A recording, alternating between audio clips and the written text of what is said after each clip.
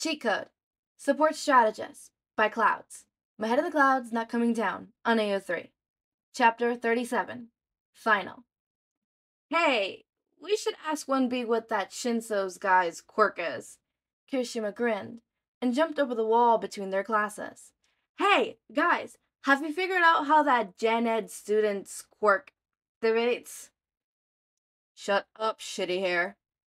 Katsuki grabbed him by the collar and dragged him back. I don't need those stupid extras' help to win. I'll do it on my own. Got it? Kirishima yelped and rubbed at his neck. But Katsuki was 90% sure that was just for show. But Cover Girl has patched him up pretty well, so he just had a few bandages. And none of his other injuries would even scar, so Bakugo was trying not to feel bad about it. If he let himself think too much about it, he'll just start feeling more angry, which deflected the whole point of him taking things out on Kirishima to begin with. Luckily, his next fight was with Deku's creepy brainwashing friend, so even if he couldn't take things out on the guy who deserved it, he'd at least be able to beat someone associated with him. He couldn't wait.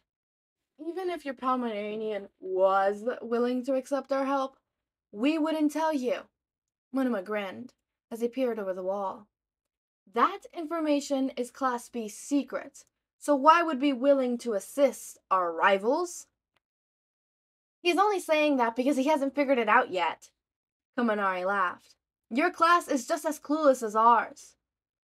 Monoma's face turned red, and he seemed like he was about to say something, but before he could, that Kendo girl with big hands gave him a karate chop on the neck, and some other members of the class dragged him down to their seats.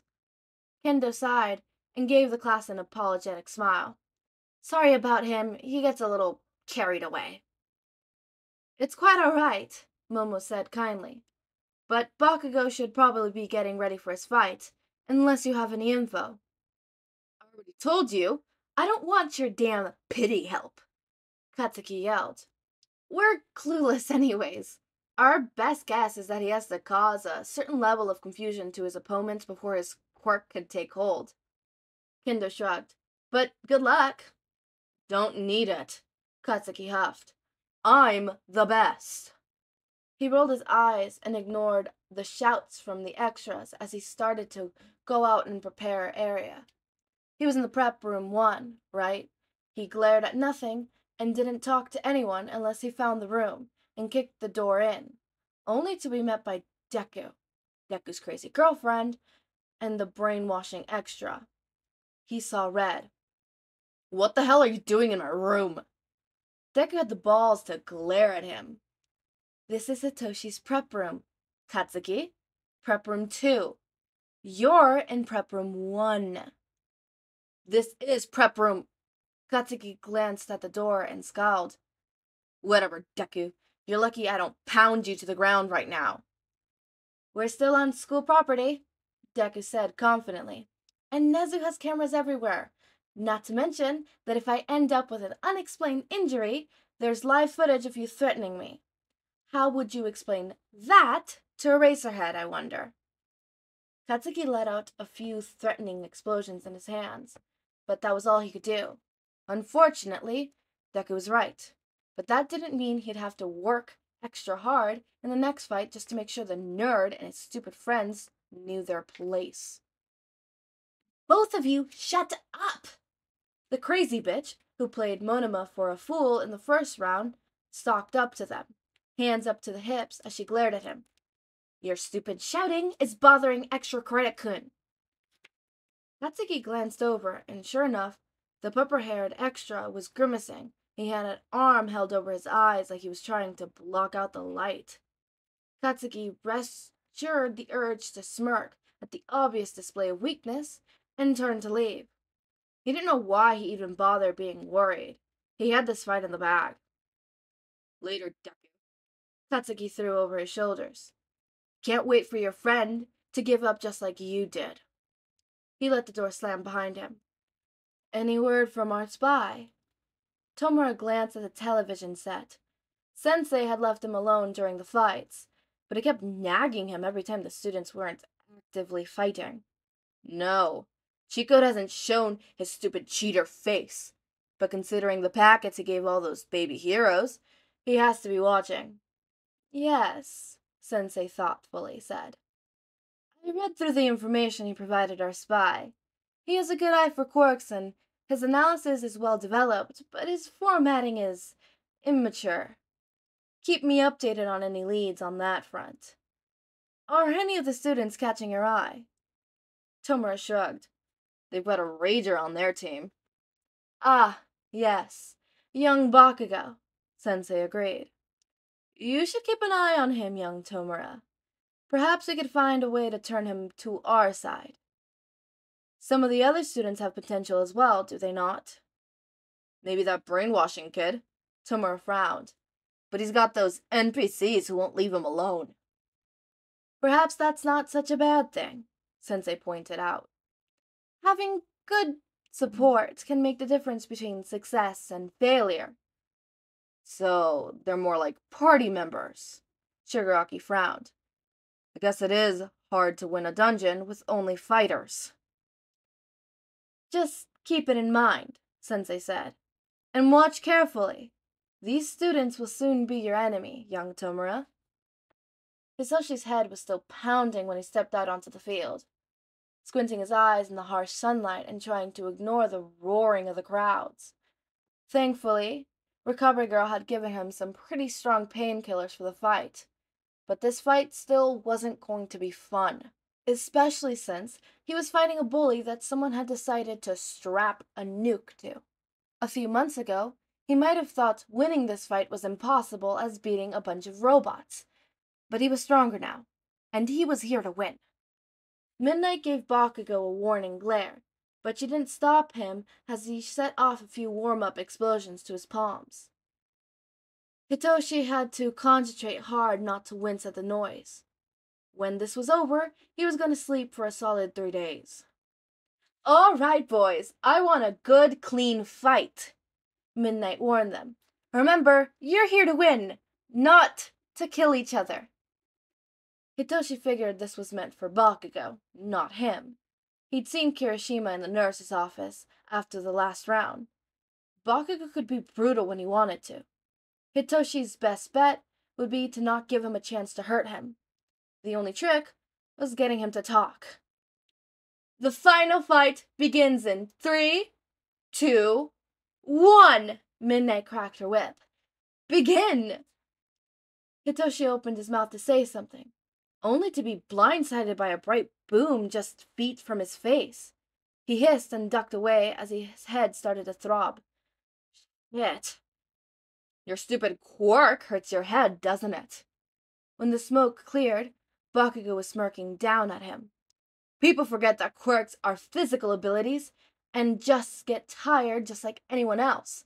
And you've been using that stupid brainwash quirk since we got here. Hitoshi swore and roared to dodge another explosion. Then jumped to his feet and ran as fast as he could to put some distance between them.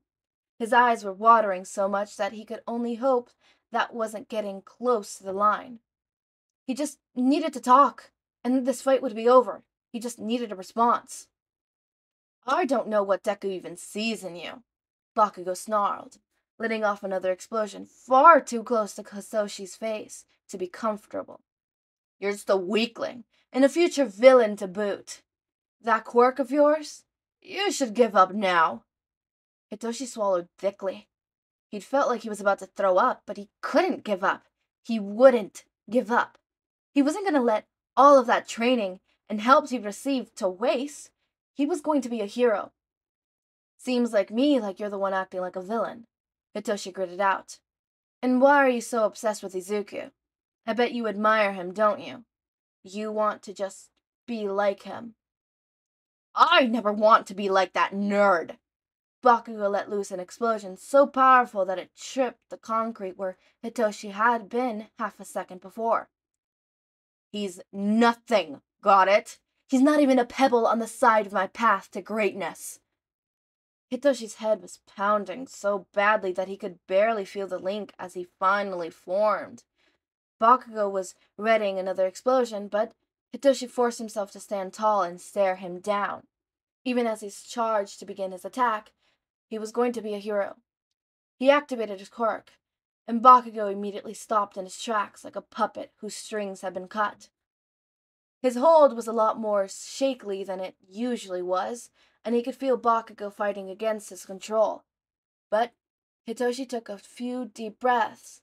If his brain took control of his victim's body, then maybe he could force Bakugo to calm down by just those same motions himself. After a few moments, Bakugo's shoulders slumped, and even though Hitoshi could still feel him fighting, it was weaker than it had been a few minutes before, as the adrenaline started ebbing away. Hitoshi kept breathing, and the crowd held their breaths as they waited to see what would happen. "You're wrong." Hitoshi's voice was scratchy from exhaustion, smoke and dust, and he pushed through it anyways. "Izuku is a lot more than a pebble that you could crush into powder or kick on the sidewalk. He's a brilliant analyst, and only thing you've accomplished by tossing him aside was shooting yourself in the foot." That obviously made Bakugo angry because he started fighting harder again, and it took all of Hitoshi's concentration to maintain his control. He was starting to feel lightheaded, and the only thought he could form that wasn't pure pain was that he had to win. He had to win to be a hero. Hitoshi set his shoulders confidently. "Walk out of bounds. Lose for me." Bakugo fought with everything he had, but none of that showed on his face. No, the real fight was happening in Hitoshi's brain, and the only thing the crowd could do was watch with bated breath as the top hero student took those final few steps out of bounds, and then everything exploded into so much noise that Hitoshi was forced to instinctively release his control. He immediately screwed his eyes shut and slammed his hands over his ears, but he could hear Bakugo growling and using his explosions to launch himself forward to his opponent. Thankfully, the sounds of Bakugo's renewed attack were quickly muffled by what sounded like one of Cemento's walls, and Hitoshi could barely hear Midnight above the roaring of the crowd as she made the announcement. "Katsuki Bakugo is out of bounds. Hitoshi Shinso wins the sports festival." "I don't know how he's not dying of embarrassment," Shiroguro murmured, his goblin ears twitching in the second-hand embarrassment. "I'd be mortified if I had to be changed up on national television like that." "He's an asshole," Uraraka said dismissively. "He sees being angry as a personality trait, so obviously he's gonna have to be held back." "Still, it seems like he just take the loss at this point," Hanzuru observed. "Katsuki doesn't give up," Izuku said. "He never has, and he'll never be satisfied with being anything but the best. Even if it wasn't Shinso in first place, he'd probably still be throwing a fit just because he didn't get what he wanted." "He's a spoiled brat, that is what he is," Mei complained. "But we did it. Extra credit could won the sports festival. We're gonna get our extra credit, Izuku." "Don't you two only get extra credit if he actually transfers into the hero course?" Kuruhu argued. "Not technically," Izuku said, smiling widely as All Might placed the medal around Shinso's neck. "But that's always been the goal." "As if the teachers could actually say the winner of the sports festival doesn't deserve a place into the hero course," Hanzuru snorted. "Let's be honest, the only thing holding him back now is paperwork." Izuku's cheeks were starting to hurt from how widely he was smiling, but he just couldn't stop. They've done it. All that training, all that analysis, it really made a difference. His new dream was worthwhile, and he was already doing it. He was helping heroes become better, and that was almost worth everything he had to go through to get on this path. "Come on, Izuku." Mei grabbed his hand in the moment that the awards ceremony ended. "Let's go see our baby." Izuku standing his ground and being a badass, I guess. I love that. I do not, however, like the little foreshadowing we got with Shigaraki. I'm sorry, are you I'm worried that he's not gonna kidnap Bakugo this time and gonna kidnap Hitoshi. Please don't kidnap Shinso. Please don't. Oh, that is so worrying. And actually, I'm glad that they kind of kept Izuku being cheat code secret, because I just remembered, right, there's a UA traitor. That's something, you know? And that is probably gonna be a big part of, like, the big climax, is, his identity being, like, out, and being like, hi, I am cheat code, and having enemies because of that, you know, kind of thing. So, yeah, I'm looking forward to it. I really like how this is building up. Sorry for that creak. That was my chair. This chair creaks like fucking crazy if I move. Yeah, so like that, I'm really excited. This is one of the fanfics, one of the podfics that I know it's gonna be on for a long time. I mean, we're in 30, right? It's been a couple months. We're in 30, and we still have so much more left. Because there is 89, and we're at 30, and it's been, what, 4 months? It's another 4 months, at the very least, you know? Another 4 months, maybe 5, right? That means, like, almost a year of doing this fanfic. Which, I'm not complaining. Love this fanfic. Ugh, absolutely love it. And I can't wait to do more of it. I love Clouds', I've never thought I was gonna say that. I love Clouds' fanfiction, which, I think it's a little ironic considering, you know, Echo Rainstorm, and my whole motto is Clouds. Like, for example, the fanfic Cloud, soon coming, hopefully, the My Hero Academia Cloud, and then also soon to be coming, hopefully, the Besties Cloud, and Secret Cloud, which I'm not going to tell you what it... I might as well tell you. It's not much of a secret, which is just Random Cloud. That was something completely unintentional. Because, you know, Echo, Rainstorm, and when you think Rainstorm, you think rain, thunder, clouds. So that's why I have the whole cloud theme kind of thing. And also with, like, what I call you guys, especially in the Discord, right? I call you guys my raindrops.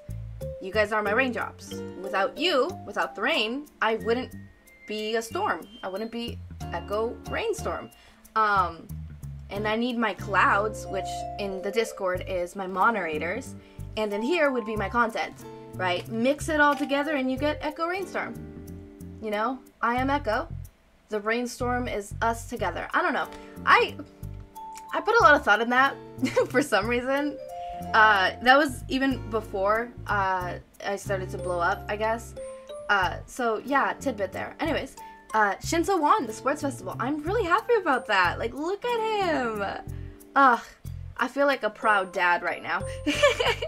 And Izuku's little thing in the end, the whole it was worth it if I get to help people, and the whole like, oh my god, I'm actually helping. It hurt because it's a moment of realization for him, and he's probably super happy that Shinso won, not only because, you know, his friend won the sports festival and is gonna go into like the hero course, but also because he did something. He isn't worthless. He is worth something, and his analysis is worth something. So yeah, I'm happy that, you know, he's happy. You know, I am a proud dad there. I am a proud dad. On another note, as always, make sure to eat, sleep, drink water, take your meds, have a wonderful day or night, join our community Discord server, link is in the description, subscribe to see more of my content, and thank you so much for watching.